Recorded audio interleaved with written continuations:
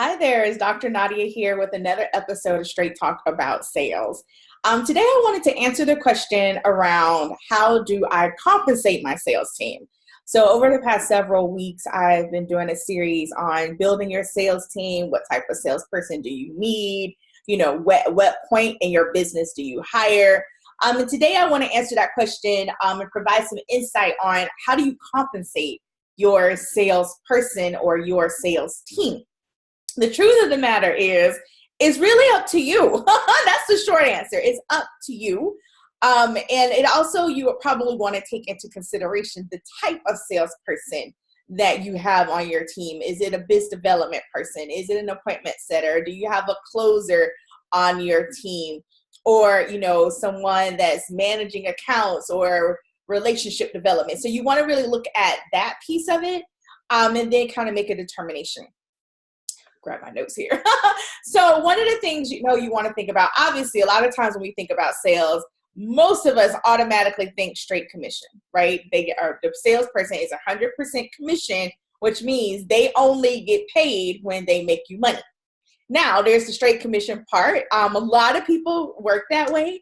And then you then have to decide at what percentage points, what percentage do you want to pay that person, and then when you pay out.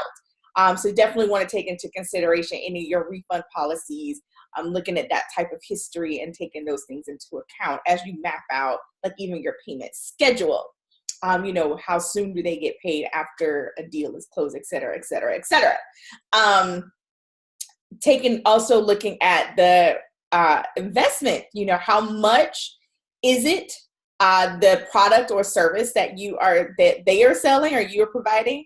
You want to also look at some of your hard costs to make sure to take those numbers into consideration as well. So, a lot of things to consider as you're looking at your numbers, but definitely straight commission, great way to roll, and just, finding that right fit and that person that's willing to do it.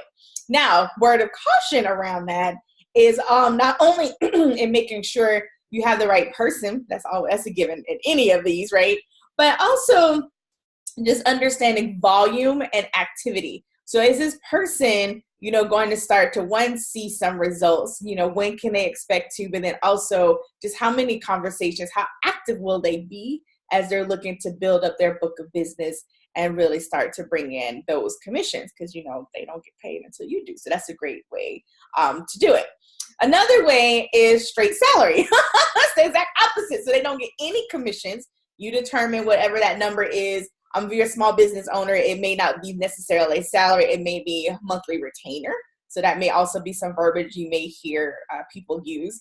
Great way as well, especially, again, depending on the type of person that you've hired, what activities they will be involved in. It also then will help them, and you really look at just cash flow, how often you would have to pay out, and they can have some type of predictability in terms of their cash flow as well.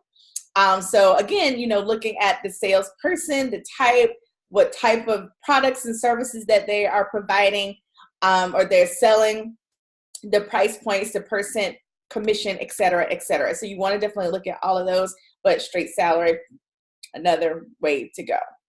The next one, option number three is a combination of the two. So it may be salary plus commission, or again, retainer plus commission. So maybe they get paid a small monthly retainer, say $1,000 per month.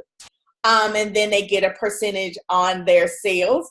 You may even adjust that based on the sliding scale. So maybe if they have a lower retainer, they get a larger commission, or vice versa. However you want to play around with those numbers. Again, remember, you get to create this. So you have that option to do that. A lot of times, a lot of companies like that because, again, there's predictability sometimes, or maybe even another way to look at this is if they get to a certain amount in commission. So this is a great way, especially when they're starting out. So you may also have it that is set like this for a certain amount of time, or when they get to a certain level in commissions, they don't get the retainer or the salary anymore because they're just breaking in the cash, right? But that number at least has like a minimum. So it gives them a floor, should business slow down? Should there be a hiccup? Should you also look at your sales cycle? That's one thing I forgot to mention. What's the length of your sales cycle? Some businesses is quick. You go in, you talk to people, and it's a relatively short sales cycle. Others, sales cycles can be a really long time, like year plus, right? You're in constant conversation. So really looking at that, because that's an important piece to take into consideration as you're setting these structures up. So you really want to take some time and kind of think through that. Does it make sense to, have a retainer plus commission? It's a great way to do it.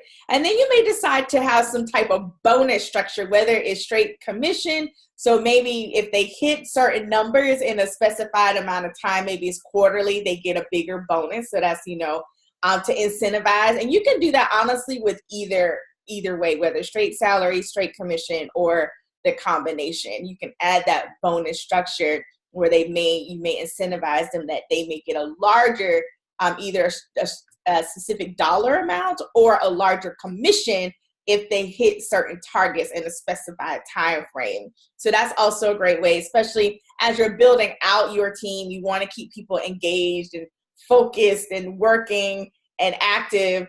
So that's a great way also to kind of think about some type of bonus structure as you're building out your sales team, especially when you want to hit those revenue goals. So again, you have option number 1, straight commission. Option number 2, straight salary, no commission.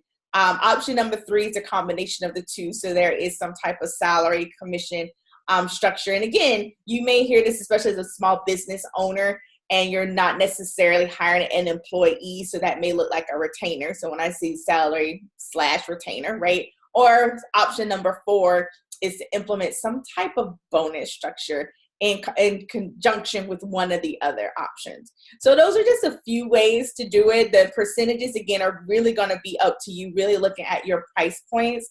Again, taking in consideration your sales cycle. How long does it take to close? That's a big one.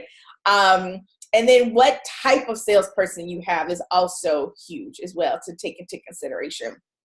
So just some things for you to think about as you're building out your sales team, as you're preparing. Maybe 2019 is that time where you're like, yes, let's do it. Let's rock and roll. Totally can do it.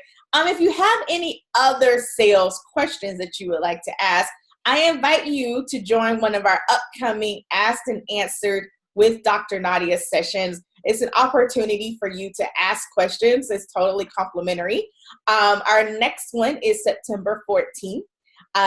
So you can totally head on over to askdrnadia.com. That's askdrnadia.com to get registered, and you'll also have the opportunity to submit your question. And if you would like to ask your question live, you can also apply for a love seat. That would be awesome. I would love to get those questions answered. Definitely want to help you to continue to grow your business, generate more revenue, and when it's time, build your sales team. All right. So again, head on over to askdrnadia.com.